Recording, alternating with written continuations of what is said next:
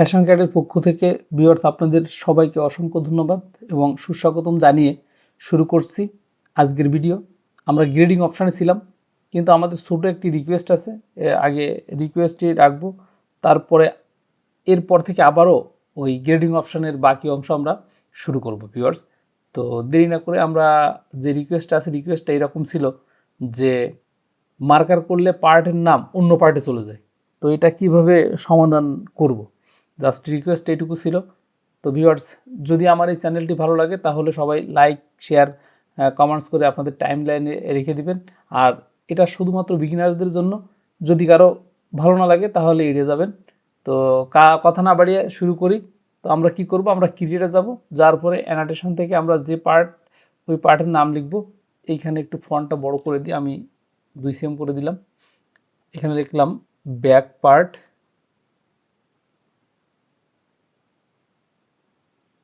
Inter শেল এক্স অন। আর এটা তৈরি করেছি আমি, এজন্য লিখলাম MAKE বাই দেবা, DBA। ভিউয়ার্সে আমরা লিখছি, অনেক সময় এই লেখার যদি আমরা মার্কারে নিয়ে যাই ভিউয়ার্স, তাহলে মার্কার থেকে বেরোয় অন্য পার্টে চলে যায়। তো ছোট্ট একটি কাজ আছে, এই কাজটি হয়তো অনেকেই জানি, আমরা অনেকেই জানি না। তো যারা জানি না তাদের শেখা হলো, আর যারা জানি তাদের জ্বালাই হলো। তো ভিউয়ার্স, আমরা এই কাজটি করতে গেলে আমাদের প্রথমে যে কাজটি করা লাগবে, আমরা এই পিডিএসের উপরে রাইট বাটন ক্লিক করব। রাইট বাটন ক্লিক করে এই যে এডিট পয়েন্ট ইনফরমেশনে গিয়ে এই পার্টের আমি যে কোনো একটা পয়েন্ট ধরলাম।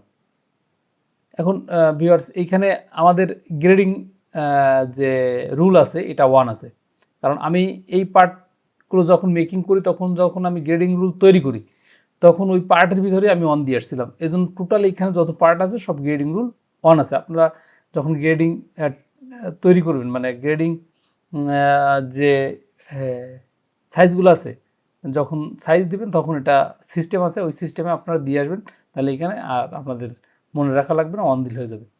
তো আমরা গ্রেডিং রুল 1 পেলাম। এখন আমরা কি করব, এখন আমরা এডিটে চলে যাব, যার পরে যে অ্যানোটেশনে ক্লিক করব। ক্লিক করার পরে পার্টের উপরে যে লেখা, এর উপরে ক্লিক করে রাইট বাটন ওকে। এখন এইখানে ভিউয়ার্স, আমরা গ্রেডিং যে রুল আছে, আমাদের গ্রেডিং পয়েন্ট যা ছিল, অর্থাৎ 1 ছিল, আমরা এখানে 1 দিলাম।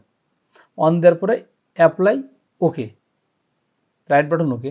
ভিউয়ার্স, এইটুকু কাজ হলে এরপরে আমরা প্যাটার্নটা Ctrl+S দিয়ে সেভ দিয়ে দিব। তারপরে এটা আর কখনো এই পার্ট থেকে লেখা অন্য পার্টে যাবে না, আমরা যাই লিখি না কেন। এখানে এই পার্টের উপরে আমরা যত যাই লিখি না কেন, মানে এই পার্ট ছেড়েও বাইরে যাবে না। তো এই রিকোয়েস্ট ছিল, এটা অনেক সময় এরকম হয়ে থাকে। তো ভিউয়ার্স, আপনারা, আমি জানি আপনারা জানলেন। তো যদি ভালো লাগে তাহলে আমার সাথে থাকবেন, আমার চ্যানেলটি সাবস্ক্রাইব করে দিবেন, এবং আরও ভালো ভিডিও পেতে আপনারা আমার সাথে থাকবেন। সবাই ভালো থাকবেন, সুস্থ থাকবেন, এই শুভ কামনায় আজকের ভিডিও এ পর্যন্তই।